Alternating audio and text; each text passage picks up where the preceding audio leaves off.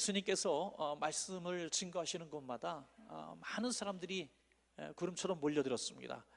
오늘 누가복음 15장 본문을 읽으시다 보면 초반부에 마찬가지로 예수님의 말씀 증거하는 자리에 수많은 무리들이 몰려들었습니다. 특별히 누가 왔습니까? 수많은 세리들과 죄인들이 왔다. 오늘 본문은 그렇게 말씀하고 있습니다. 수많은 세리와 죄인들이, 동네에서 손가락질 받는 사람들이, 외로운 사람들이, 병자들이 예수님 주변에 몰려들었습니다.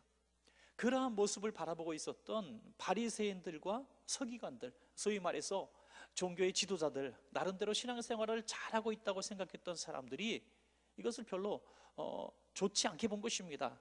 그래서 본문을 보니까 수군거렸다. 수군거렸어요.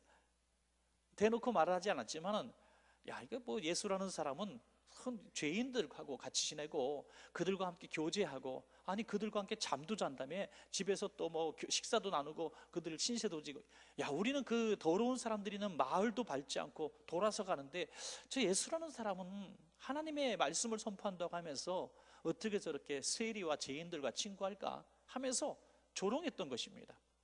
오늘 이 본문의 비유가 바로 그들을 향해서 하신 말씀이란 것을 우리는 잊을 때가 참 많아요. 그들을 향해서 주신 이 비유의 말씀, 누가복음 15장에 있는 세 가지 비유, 다시 말해서 이 세 가지 비유는 한 가지 주제를 말씀하고 있습니다. 100마리 양 중에 잃어버렸던 한 마리 양을 다시 찾은 기쁨, 그리고 10드라크마, 은전 10개가 한 세트입니다. 거기서 하나가 빠졌어요. 하나가 빠지면 나머지 9개가 쓸모가 없는데 그걸 다시 찾았습니다. 그래서 이제 온전한 세트가 만들어진 것이죠. 그 기쁨. 그리고 더 큰 기쁨은 뭐냐면, 한 아버지에게 어머니가 나오지 않아요. 그러니까 아버지 혼자 이렇게 자녀들을 키운 것 같습니다. 그런데 두 아들 중에 하나들이 집을 나갔습니다. 방탕하게 살다가 다 망해서 고생한다는 소식을 들었는데 그 아들이 이제 드디어 집에 들어온 거예요. 그래서 다시 집안에 아들이 들어왔던 그 기쁨. 그래서 누가복음 15장의 주제는 잃어버린 자들이 돌아왔을 때 하나님이 얼마나 기뻐하시는가, 이것을 말씀하고 있는 겁니다.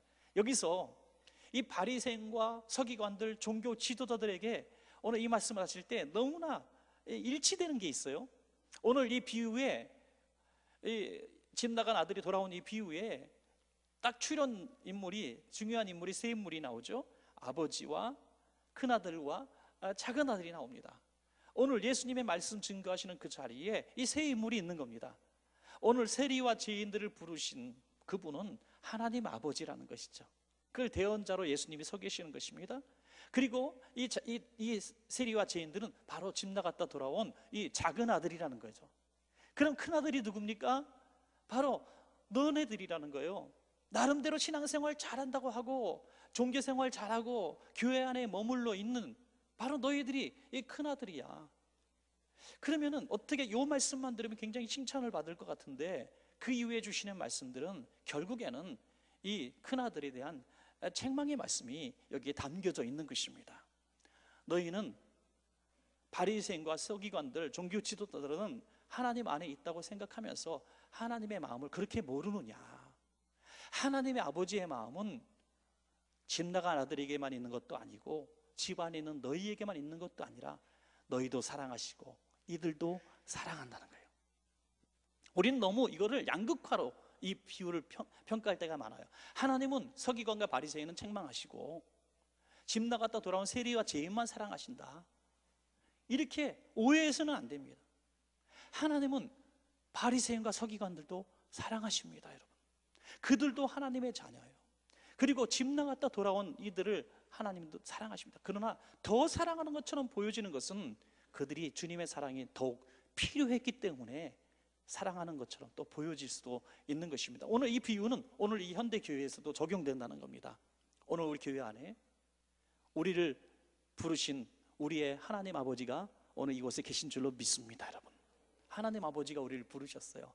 우리는 어떻게 보면 교회 안에 있는 큰아들입니다.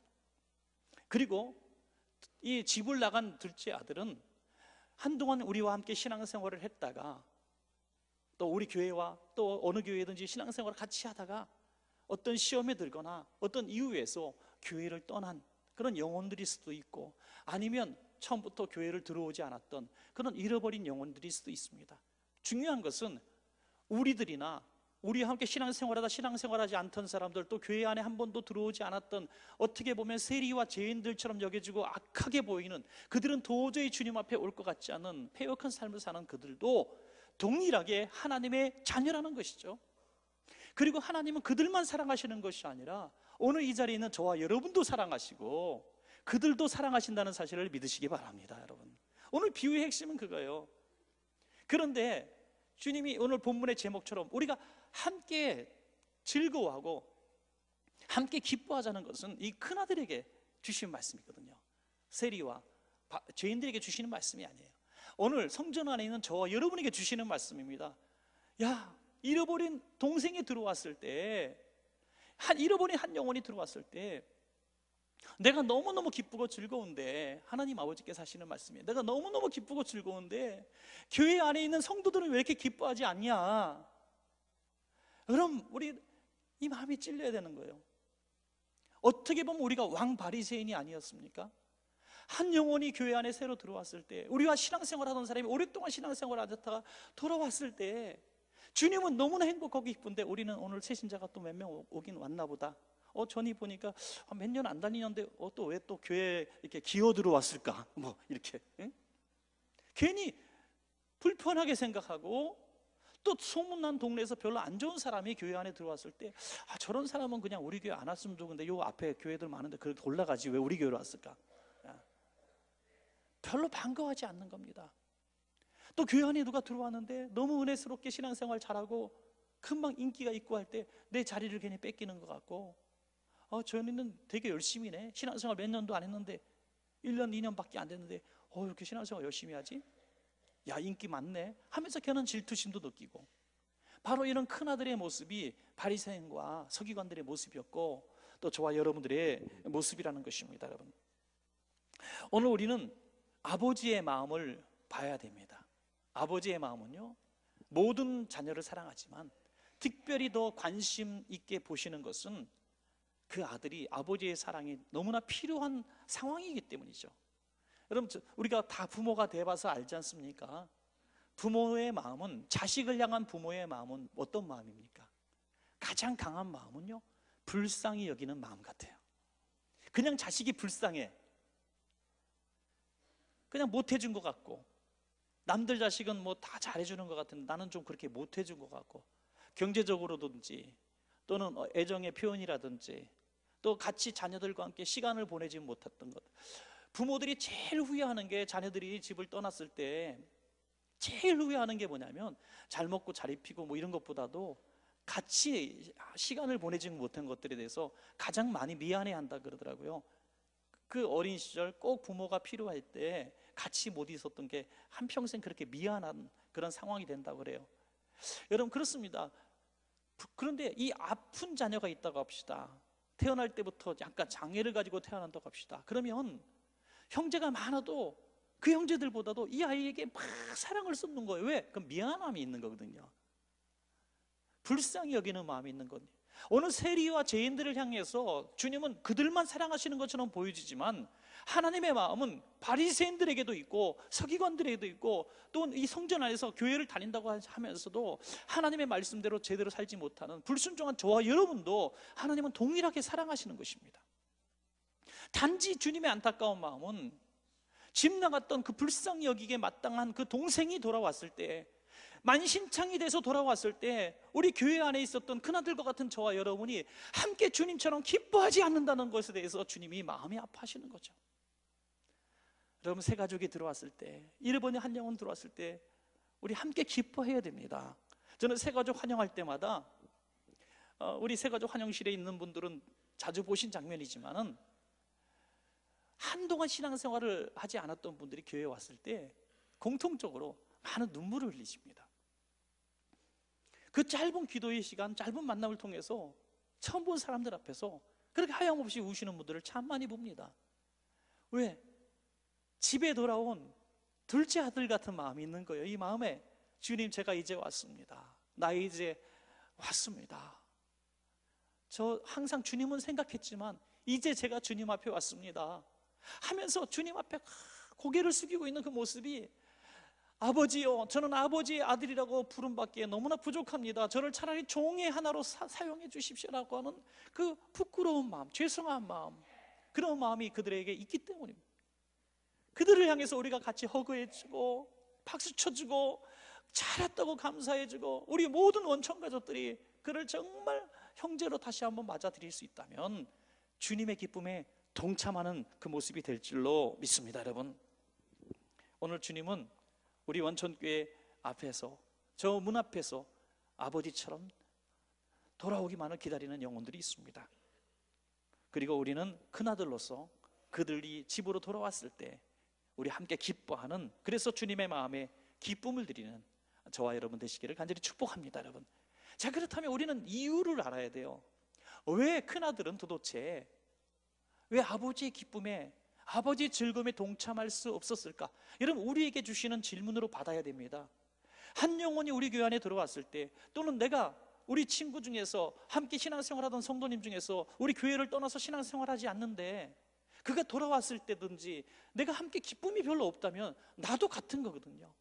그렇다면 왜 그럴까? 도대체 나는 왜 그런 사랑이 없을까? 깨닫는 시간이 되어야 합니다. 그래서 주님의 기쁨에 동참할 수 있는 것입니다. 그 이유가 있습니다. 첫 번째는 이 큰아들은 동생을 사랑하는 마음이 없었습니다. 동생을 사랑하지 않았어요. 동생을 사랑했더라면 동생이 집을 나가서 고생할 때 그를 안타깝게 여기고 형된 도리로서 그를 찾으러 나가야 했습니다. 그러나 한 번도 아쉬워하거나 그를 찾으러 나가지 않았습니다. 이것은 그가 집에 있을 때도 형제가 없었다는 증거죠. 집안에서도 보면 형제들이 너무너무 친한 형제가 있어요. 형제자매가 너무 의가 좋은 형제자매가 있어요. 그러면 잠시 헤어지거나 힘들어할 때 뭐 어쩔 줄 몰라 하는 거죠. 아파하면 병원 가서 엄마 아빠처럼 막 그냥 간호하고 막 그래요. 형제들이 같이 막 눈물 흘리고 막 그런단 말이죠. 형제가 너무너무 좋으면. 그런데 형제가 없으면 아프거나 말거나 뭐 어디 해외에 있거나 뭐 지방에서 있거나 별로 관심이 없어요. 방 넓어져서 좋다 그래요. 예. 먹을 거 나 혼자 먹어서 좋다 그래요. 아버지 사랑 다 엄마 사랑 독차지해서 좋다 그래요. 여러분, 철부지 같아요. 왜? 이것은 어떻게 보면 다른 이유가 아니라 형제가 서로 사랑하지 않았어요. 사랑하면 그럴 수가 없는 것입니다. 영혼 구원의 문제, 잃어버린 한 영혼에 대한 태도의 문제는 여러분 사랑의 문제입니다. 우리 같이 신앙생활했던 우리 여전도의 회원들이었고 남전도의 회원이었고 우리 기관이었는데 그가 갑자기 어떤 이유로 시험에 들거나 해서 교회를 떠났습니다. 교회 안 나온 지 1년이 되고 2년이 됐는데 별로 그에게 가고 싶지 않아. 그에게 전하고 싶지 않아. 이번에 새가족 초청주일날 그냥 전하고 싶지도 않아요. 왜? 왜 그랬을까요? 그때는 친했는데, 그때는 형제 같았는데 왜 그랬을까요? 그 사랑이 거짓이었기 때문이죠. 그리스도 안에서 우리는 한 아버지를 섬기는 한 하나님의 한 자녀라고 얘기했던 그 모든 것들이 거짓이었기 때문입니다. 정말로 사랑한다면, 이번 새가족 초청을 한다 하면은 가장 먼저 그 영혼이 떠올라야 하는 것입니다. 맛있는 음식이 있을 때 사랑하는 형제가 생각나는 것처럼 말이죠. 모처럼 맛있는 주말에 맛있는 음식을 저기 가서 소갈비를 한번 먹자. 우리가 정말 아빠가 월급 탔는데 오늘 한번 쏠게 딱 했더니 큰아들 둘째 아들이 아빠 며칠 내일 먹으면 안 돼요? 왜? 우리 막내가 오늘 저녁에 약속이 있다는데 얘가 이거 너무 좋아하잖아요. 우리가 양보하고 내일까지 참았다가 내일 같이 먹으면 안 돼요? 이러는 애들이 있으면 얼마나 좋겠어요. 예. 예. 화성인에나 나올 법한 얘기죠. 예. 야, 한 명 빠졌다. 더 먹자. 여러분, 부모와 자식은 다른 것 같아요. 새벽 1시쯤 됐는데 아이고 늦게 아들이 늦게까지 친구들하고 놀다가 집에 들어오다가 교통사고가 났어. 그래가지고 병원에 입원했네요. 새벽 1시에 엄마 아빠 이제 막 잠자리도 잠이 왔는데 때리링 전화가 왔어요. 기대게 아들이 지금 교통사고로 입원했습니다. 엄마 아빠는 그 순간에 양말을 신었는지 신발을 신었는지 모르고요 막 뛰어나갑니다. 그때 엄마가 일어나면서 아빠가 일어나면서 이놈의 자식은 간신히 이제 잠들었는데 이제 사고를 내냐? 좀 일찍 내든지. 좋은 시간대에 사고를 내지 왜 이제 시간. 내일 나 출근해야 되는데 당신이나 갔다 와. 이런 부모가 세상에 어딨냐 이거죠. 그냥 뛰어나갑니다. 그냥 무조건 뛰어나갑니다. 옷을 입었는지 말았는지 뛰어나갑니다. 머리를 헝클었는지 뭘 뛰어나갑니다. 그런데 자식은 다릅니다. 형제는 다릅니다. 엄마 나 내일 시험이 있으니까 좀 작게 엄마 다녀오세요. 형제와 부모의 사랑은 다른 것입니다. 우리가 아무리 우리 형제를 사랑한다고 하고 교회에 나오지 않는 잃어버린 우리 친척을 사랑한다고 하고 우리가 아무리 그 영혼을 사랑한다고 하지만 하나님 아버지가 그를 사랑하는 것만큼은 우리는 사랑할 수 없음을 인정하십시오, 여러분. 하나님이 그를 사랑하는 것만큼 우리는 사랑할 수가 없어요. 그래서 우리는 이렇게 기도해야 됩니다. 하나님, 그 영혼을 사랑하는 하나님의 마음을 제게 주소서라고 기도해야 됩니다. 이 본문의 큰아들은요, 작은 아들이 돌아왔을 때 아버지에 대해서 항의합니다. 아버지, 저는 아버지를 위해서 이렇게 열심히 일했을 때 염소 새끼 하나 잡은 적이 없더만 이 아들은 창기와 더불어 아버지 재산을 다 낭비하고 돌아온 이 아들을 아버지는 왜 이렇게 반갑게 맞이하십니까? 소까지 잡으십니까? 하고 항의를 합니다. 여기에 굉장히 중요한 부분이 나오는데요, 아버지의 아들이라고 얘기합니다. 이 아들, 내 동생이라고 얘기하지 않습니다. 여러분, 우리는 저 땅끝에 있는 인종을 초월하고 문화를 초월하고 국가의 어떤 관계를 초월해서 모든 영혼들이 하나님의 자녀라고 너무 쉽게 얘기를 합니다. 그런데 아버지 하나님의 자녀지 내 형제는 아니라고 얘기하는 것이죠. 하나님의 자녀인 것은 맞는데 내 형제는 아닌 거예요. 그것이 굉장한 문제가 되는 것입니다. 저 땅끝 백성, 하루에도 5,000명씩 굶어 죽어가는 인도의 한 동네라고 합시다. 여러분, 그렇다면 그들이 하나님의 자녀니까 하나님 도와주세요, 하나님 누군가를 통해서 복 주세요, 누군가를 통해서 살려주세요 라고 얘기는 하지만은 하나님 내 형제라고 생각하지 않는다는 거예요. 하나님 내 형제가 그렇게 굶습니다, 아파합니다, 죽어갑니다 하고 우리가 그곳을 향해서 눈물 흘리지 않는다는 것입니다. 왜? 동생이 아니니까. 아마도 이 큰형은요, 아버지가 동생을 더 사랑한다고 해서 질투심이 폭발했는지도 모르겠습니다. 그러나 아버지의 대답은 뜻밖의 대답이었죠. 1절을 한번 보시겠습니다. 15장 32절 우리 한번 같이 읽을까요? 아버지의 마음이 잘 있습니다. 시작.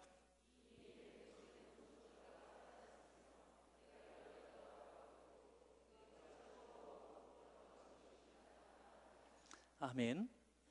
네가 볼 때 내가 둘째 아들을 더 너보다 사랑하는 것처럼 네가 오해할 만하다. 하지만 그게 아니야. 내가 그에게 지금 이렇게 많은 잔치를 하고 기뻐하고 내가 그렇게 관심을 쏟는 것은 그를 더 사랑해서가 아니라, 둘째 아들을 편애해서가 아니라, 둘째 아들 죽었다가 살아났기 때문에, 잃었다가 다시 돌아왔기 때문에 내가 기쁜 거야 라고 얘기합니다.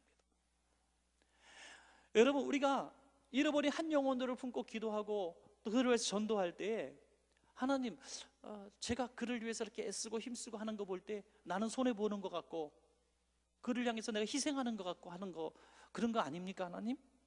왜 그 형제를 이렇게 사랑하십니까? 하고 우리는 약간 서운할 수도 있어요. 그것이 아니라는 거예요. 우리를 향하신 하나님의 사랑도 동일합니다.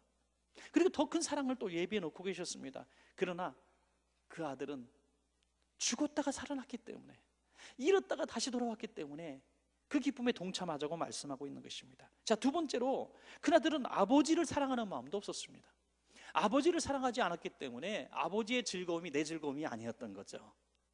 여러분, 누군가를 사랑하면 그가 즐거운 일에 나도 즐거워하고요, 그가 슬픈 일에 나도 슬퍼하는 것이 사랑 아닙니까?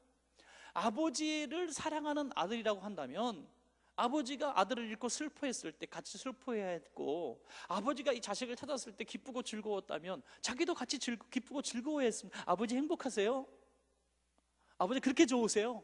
아버지 좋으니까 저도 좋네요. 저 동생 너무 내가 별로 안 좋아하는데 그래도 아버지가 이렇게 기뻐하시니까 저도 좋네요. 여러분, 그래야 되지 않았겠어요? 이게 아버지, 최소한 아버지를 사랑하면 그래야 했던 것이죠. 그런데 아버지를 향해서 항의합니다. 여러분, 이것이 그가 얼마나 자기의 본심을 속이고 아버지 집에 머물러 있었던가 하는 것을 보여주는, 그것이 폭로되어지는 순간입니다. 사람들이 볼 때는 큰아들은 이 가정의 효자였습니다. 작은아들은 그렇게 동네의 망나니였고 불효자였고요. 그래서 아유, 저 집은 그래도 큰아들이 있어 다행이네. 저 둘째 아들, 아유, 저는 누구 닮았네. 형은 저렇게 착한데, 형은 저렇게 모범생인데, 형은 저렇게 아버지한테 충직한 일꾼인데, 둘째 놈은 왜 저런데, 아유, 저 집은 그래도 큰아들 때문에 그래도 다행이네. 이렇게 칭찬받고 인정받았을 거예요. 왜? 매일같이 밭에 나가서 열심히 일하고 묵묵히 일하고 친구들과 놀고 싶고 잔치하고 싶어도 다 참고 아버지의 종으로 열심히 일하니까 얼마나 칭찬받았겠어요. 그러나 이 아들이 돌아온 순간, 이 아들이 향한 잔치가 벌어지는 순간 자기의 속내가 다 터져버렸어요. 그게 뭡니까? 아버지 재산 팔아먹은 저놈을 왜 집안에 들이십니까? 이제 내게 줄 재산마저 나눠주려고 하십니까? 그의 마음속에는 재산에 있었습니다. 물질에 있었어요. 그가 아버지 옆에 있는 건 아버지 재산이 다 자기 것이기 때문에 참고 기다렸던 거예요. 어찌 보면 아버지가 죽을 날을 기다렸는지도 몰라요. 죽을 날을 기다려요. 회사가 있다고 합시다. 아버지가 회장님이에요. 너무 드라마를 많이 봐서 그런지 아들이 이제 망나니야. 그런데 야, 와서 회사 수업 좀 받아라. 그러다가 이제 아버지 돌아가실 때 거의 다 돼가고 회사 이렇게 들어가면 뭐 팀장이나 어쩐 이름으로 들어오죠. 회장님 해요. 회장님. 속으로는 언제 돌아가시나. 망나니 노릇을 합니다. 여러분, 지금 큰아들의 모습이 그런 모습 아닌가 싶습니다. 그냥 붙어 있는 거예요. 아버지 돌아가실 날 기다리는 거예요. 그런데 둘째 아들이 들어왔어. 갑자기 큰일 난 거예요. 불청객이 들어왔어요. 아니, 숨겨진 자식이 또 들어왔네. 재산이 반쪽으로 나뉘게 생겼네. 그래서 지금 열이 난 겁니다. 결국 돈 때문인 거예요. 오늘 이 시대에 형제를 사랑하지 못하고 가정이 깨어지는 이유 중에 첫 번째가 물질입니다. 그래서 여러분, 재산이 있거든 자식에게 이렇게 분배하는 거 문제 잘 지혜롭게 처리하시기 바랍니다. 뭐 저도 그 방법에 대해서는 잘 모르지만 그건 잘 지혜로운 분들이 있더라고요. 잘 여러분들 상의하셔서 정말 여러분들이 이 사후 이후에도 가족이 서로 사랑하고 끈끈하게 사랑하고 형제를 가지고 이렇게 잘 지내길 원한다면 재산 문제 잘 처리해야 되겠더라고요. 여러분, 그렇습니다. 우리가 아무리 충성봉사하는 것처럼 보여도 언젠가 다 드러날 날이 있는데요. 언제입니까? 나보다 내가 받을 사랑, 내가 받을 축복, 내가 받을 이 영광이 다른 사람에게 나눠질 때 드러납니다. 여러분, 교회 안에서 열심히 충성하고 봉사해서 야, 저분 정말 대단하구나, 저분이 없으면 우리 교회 넘어져, 이렇게 생각했던 사람이 있는데 어느 날 보니까 이렇게 큰아들처럼 본심을 드러내고 마는 겁니다. 하나님, 내가 그렇게 열심히 충성했는데 왜 나한테 물질복 안 주십니까? 하나님, 나는 왜 이렇게 교회에서 충성했고 누구보다 저 집사님보다 내가 더 열심히 했는데 저 집사님은 교회에서 설렁설렁 하는데, 저 집사님 자식은 대학도 잘 들어가고 저 집사님은 집도 잘 사고 그러는데 왜 우리 집은 맨날 이렇게 가난합니까? 이게 뭡니까? 나는 복받기 위해서 주님 섬겼다는 거예요. 나는 돈 많이 주시기 위해서, 벌기 위해서 내가 교회에서 집사 직분도 하고 내가 교회에서 청소도 했다는 거예요. 그런데 그것이 안 주어졌을 때, 다른 사람이 나보다 더 열심히 하지 않았던 사람들이 그 복을 받을 때 질투심이 폭발하게 되는 거예요. 사랑하는 여러분, 우리가 교회에서 충성하고 봉사하고 이런 직분을 맡아서 일하시는 것들 너무너무 수고하고 고생이 많습니다. 토요일날 와서 교회 청소하시는 분들 보면 정말 마음이 짠하고 너무너무 고맙습니다. 봉사하시고 새벽에 교회 학교 교사로, 찬양대로, 안내원으로, 또 교회에서 가지각색 구역장, 교구장으로 수고하시는 분들 보면 정말 너무너무 고마워요. 감사해요. 그런데 여러분, 복받기 위해서 일하지 마시기를 주의 이름으로 부탁합니다. 복받기 위해서 하는 게 아니에요. 우리는 하나님을 사랑하기 때문에, 날 위해서 예수 그리스도가 죽으셨기 때문에, 날 위해서 죽으심으로 내가 구원받았고 천국이 보장되어 있기 때문에 너무나 고맙고 감사해서 주의 일에 충성하는 것입니다. 이것이 전제가 되지 않으면 큰아들처럼 내 본심이 나오게 되는 거예요. 신앙생활 잘하다 갑자기 교회를 떠나요. 왜 떠나냐 그랬더니 내가 신앙생활 이렇게 10년 동안 열심히 했는데 왜 갑자기 우리 자녀들이 이렇게 안 되냐 이거예요. 장사가 왜 이렇게 안 되나 이거요. 그래서 내가 다른 신을 찾아보겠노라고. 복받기 위해서 신앙생활하는 사람의 결정적인 그 드러나는 순간이 나오는데 바로 둘째 아들이 돌아왔을 때 있는 것입니다. 자, 마지막 세 번째로, 큰아들은 아버지의 약속을 믿지 않았기 때문입니다. 아버지의 약속을 믿지 않았어요. 여러분, 이 아버지의 재산을 둘째 아들은 3분의 1을 가지고 나갔습니다. 지금 집에 아버지 재산이 3분의 2가 있었어요. 근데 아들이 허랑방탕한 시간 가운데 아버지 재산이 줄었을까요, 늘었을까요? 대충 짐작할 수 있었어요. 부는 계속 늘어날 수가 있죠. 그래서 그 재산 가치가 더 커졌을 겁니다. 다시 3분의 1 잃어버린 것들이 다시 채워졌을 수도 있어요. 그러면 누구의 재산이 늘어난 겁니까? 큰아들의 재산이 늘어난 거예요. 그런데 큰아들은 생각하기를 여기서 또 3분의 1을 띄어서 작은아들에게 또 줄 줄 알았던 거죠. 그런데 아버지의 약속의 말씀은 그게 아니었어요. 자, 누가복음 15장 31절 같이 한번 또 읽습니다. 시작. 아버지가 이르되 예, 너는 항상 나와 함께 있으니 내 것이 다 내 것. 내 것이 다 누구 것? 네, 큰아들 것. 다시, 이 하나님 아버지의 모든 것들이 누구의 것이요? 바로 여러분들의 것인 줄로 믿습니다. 우리의 것이에요. 늘 주님 안에서, 아버지 집 안에서 떠나지 않고, 어떤 고난과 시험과 폭풍이 있어도 집을 떠나지 않고 신앙생활을 했던, 한평생 주님 앞에 섬겼던 저와 여러분이, 때로는 세상의 유혹과 향락과 즐거움이 있었습니다. 그것들을 유혹하는 손길이 있었지만 수많은 둘째 아들은 그들을 향해서 가서 많은 세월을 낭비하고 많은 물질을 낭비하고 하나님을 욕되게 하는 세월이 있었다 할지라도 평생 주님 앞에 신앙생활을 그래도 하려고 몸부림치고, 주일 한번 어긴 적 없고, 소득의 10의 1조 한번 빼놓은 적 없고, 주님 앞에 그래도 한번 살아보려고 애써왔던 수많은 그리스도인들, 이름 없는 것 같고 교회에서 크게 두각 나타내는 것 같지 않지만 늘 예배자리 그 자리를 지켰던 충직한 하나님의 종들, 바로 그들이 이 모든 것들을 누리게 될 날이 올 줄로 믿습니다. 여러분, 그게 하나님의 약속이에요. 로마서 8장 17절에 자녀이면 또한 상속자 곧 하나님의 상속자요 그리스도와 함께한 상속자니 우리가 그와 함께 영광을 받기 위하여 고난도 함께 받아야 할 것이니라. 아멘. 여러분, 우리가 받을 상속의 가장 궁극적인 것은 이 땅의 것이 아니라는 겁니다. 이 비유의 가장 중요한 것은 영혼 구원에 관한 메시지인 줄로 믿으시기 바랍니다. 영혼 구원에 관한 메시지예요. 저들은 집으로 돌아가지 않으면 멸망길로 갈 수밖에 없는 사람들이고, 하나님을 섬기고 있다고 하는 저와 여러분은 이미 구원의 은혜 안에 들어와 있는 사람들입니다. 그러므로 우리가 받을 영화로운 그 마지막 풍성한 상속은 하나님 나라에서 받는 축복인 것입니다.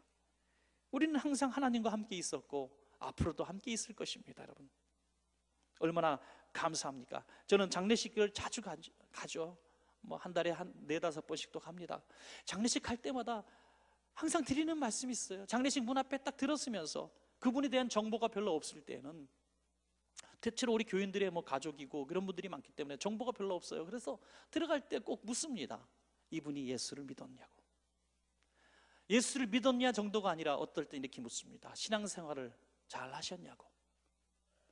또 우리 교회 성도님들 중에 누가 돌아가셔서 장례식을 할 때 저는 딱 하나만 보죠. 이분은 신앙생활 했기 때문에 천국 갔습니다. 그래서 뭘 궁금해합니까? 이분이 천국을 위해서 뭘 준비했느냐가 저는 궁금합니다. 천국을 위해서 무엇을 준비했느냐. 아버지 하나님 나라의 풍성한 상속을 받을 것을 믿으며 그 상속을 받을 만한 자격자의 삶을 살았는가, 그것만 궁금할 뿐이죠.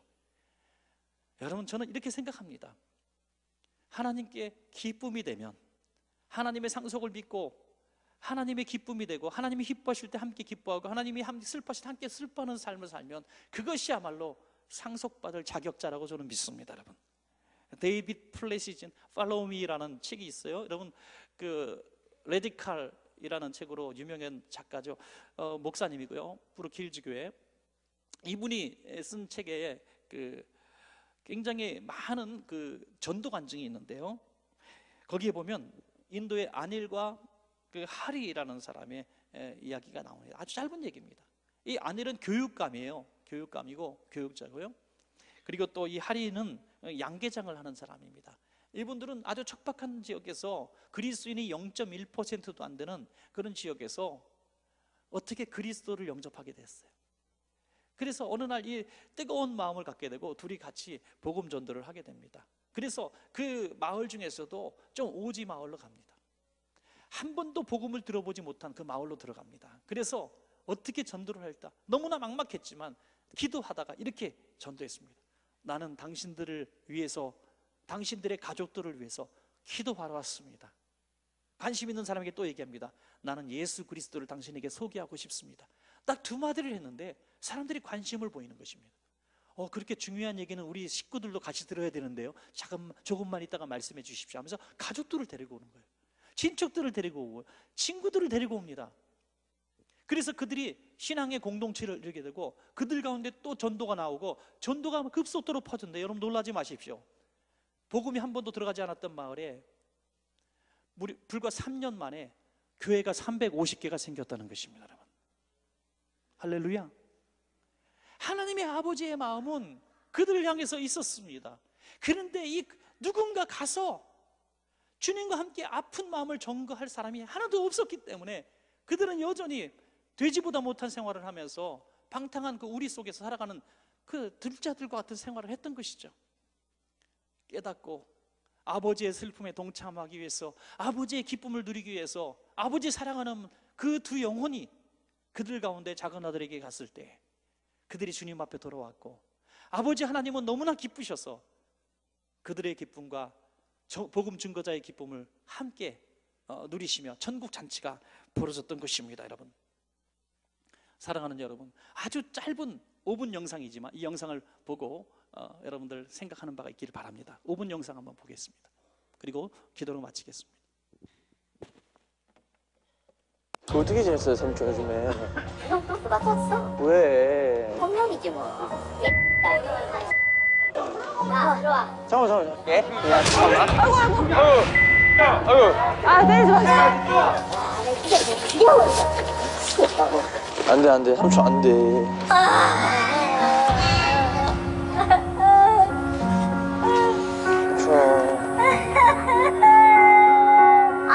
야, 잘 키워준다고. 안 돼.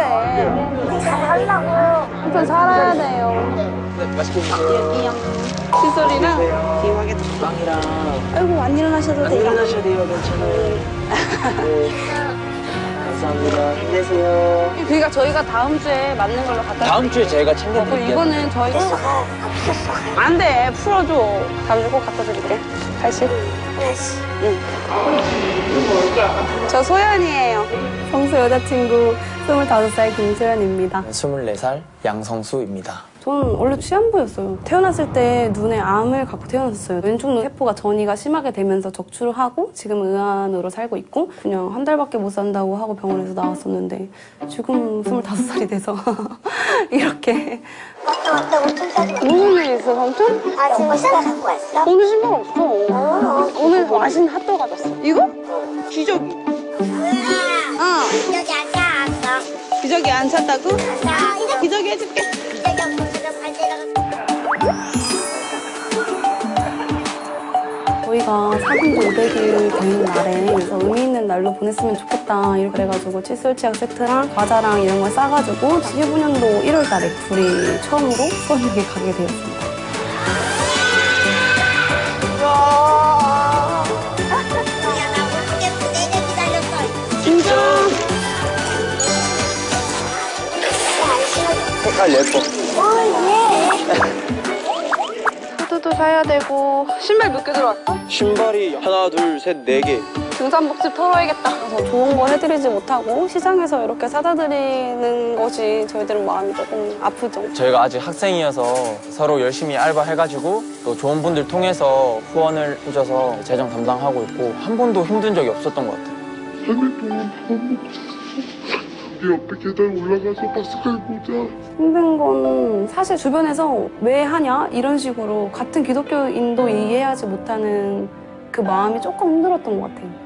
못하러 도와주냐, 어차피 고마워하지도 못하는 사람들이다 이러면서 왜 도우는지 모르겠다. 그리고 하루는 한 분이 포스도 못 넘기시겠다고 아프시다고 막 그렇게 얘기를 하셔가지고 두유만 겨우 손에 건네드리고 왔던 적이 있거든요. 근데 그냥 수원역 지나가다가 삼촌 한 분을 만나는데 그때 그 사람 죽었다고 그런 얘기를 알려주시는 거예요. 그러니까 저희가 그분이 세상에 있을 때 마지막으로 만난 사람이었는데 그냥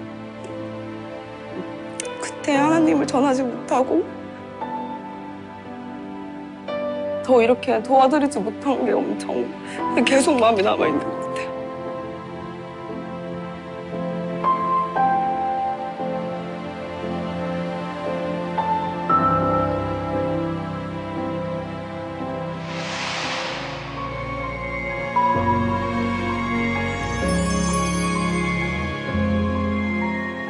이거 뭐예요?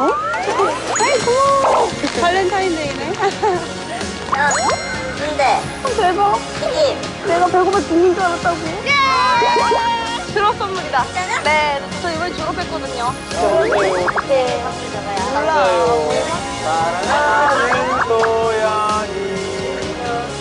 저거 어떻게 먹냐. 전재산 반을 털어먹고 싶어. 솔직히 어쩔 줄 모르겠어요. 저희가 정말 드리러 갔다가 이렇게 받고 돌아오는 게 정말 일방적인 게 아니라 주고받는 사랑이구나를 느끼고 오는 것 같아요. 거의 20년 됐거든 여기. 아니, 근데 맨날 오잖아요. 네, 고맙더라고요. 감사해요. 아유, 우리 계속 해야겠다. 내가 그 하나님의 뜻이라고 생각해. 생겨줘서 고마워. 야 성수야, 갑자기 너네 교회 한번 꼭 갈게. 교회 가는 날 여기 있는 사람들 다 가는 거야. 안 할 거야? 손님분들을 보면 그냥 가족 같다? 진짜로. 저희를 더 반겨주시고 기다려주시고. 저희는 수원역 가는 거를 어떤 사역, 봉사활동이라고 생각하지 않고 예배의 연장, 그리고 소풍 간다는 마음으로 가거든요. 복음을 전하러 가지만 그냥 그곳에서 같이 살고 호흡하고 오는 것 같아요. 하나, 둘, 셋.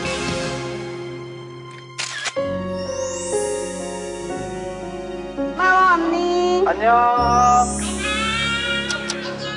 안녕. 언니. 안녕. 언니, 다음 주에 봐. 네, 처음에는 참 기특하다 이런 생각이 들었다가 두 번째는 참 좋은 일 한다라는 생각이 들었다가 마지막에는 부끄럽다라는 생각이 들 겁니다. 너무 단계적으로 말씀드린 한꺼번에 왕창 왔던 마음이지만은 오늘 이 청년들을 박수로 격려하고요. 너무너무 감사하고 또 우리 교회 안에 또 이런 아름다운 모습들이 자발적으로 나오기를 바랍니다.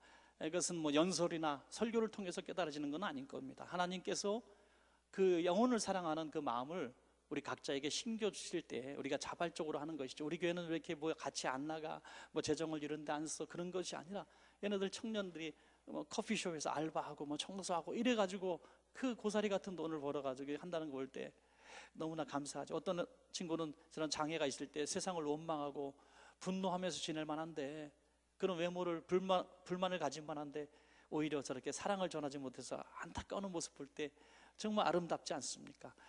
이번 한 주간도 우리가 한번 훈련하는 마음으로 그 영혼들을 향해서 우리가 어떻게 살아야 할 것인가 한번 애써보는 시간 되기를 원합니다. 함께 기도합시다.